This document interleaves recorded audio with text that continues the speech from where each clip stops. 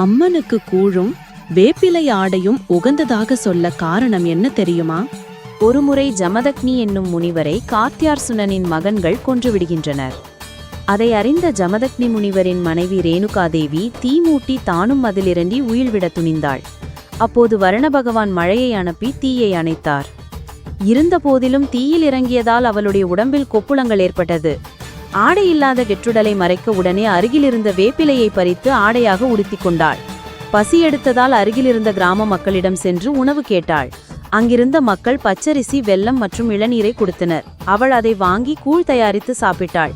உடனே அவ்விடத்தில் சிவபெருமான் தோன்றி, உலக மக்களின் அம்மை நோய் நீங்க நீ அணிந்த வேப்பிலை சிறந்த மருந்தாகவும், நீ பருகிய கூழ் சிறந்த உணவாகவும், இளநீர் சிறந்த நீராகாரமாகவும் பயன்படும் என்று வரமருளினார்.